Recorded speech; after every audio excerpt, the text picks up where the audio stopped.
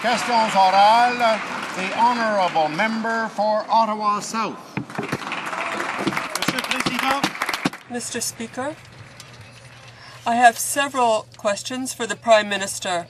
Were the lost secret documents the personal property of the Minister with her own handwritten notes? When did she lose them? Did she telephone the Deputy Minister, and if so, when? And what secret information was contained, and how much of it was trade information?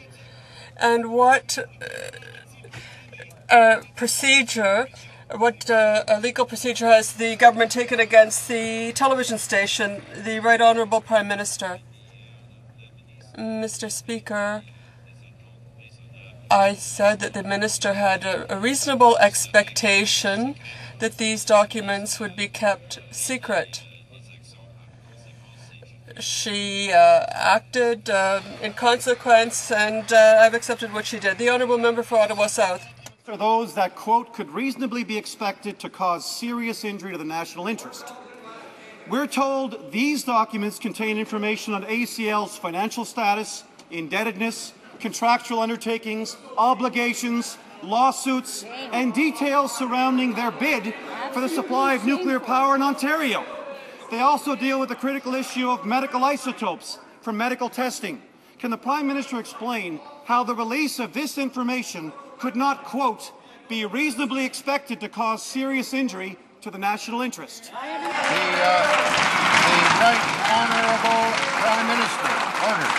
Mr. Speaker, the government, the minister, have already been very clear that these documents should have been kept secret. That was not the case. The minister has taken the appropriate action, and as I've said, I've supported that action. And let me quote to the member opposite the editorial today in the Toronto Star, which says that the minister offered her resignation. The Prime Minister rightly refused to accept it. Time for the opposition to move on to more substantive issues.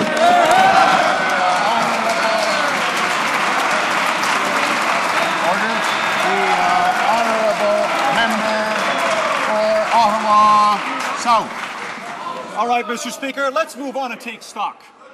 3 shutdowns, 4 radioactive leaks in 18 months, $600 million in undisclosed cost overruns, a fraction spent of the $351 million for Chalk River isotopes, a $1.6 billion lawsuit, dozens of hospitals, thousands of Canadians waiting for their medical tests, now forced to settle for 20th century medicine in 2009, a minister's secret materials left behind in a national newsroom.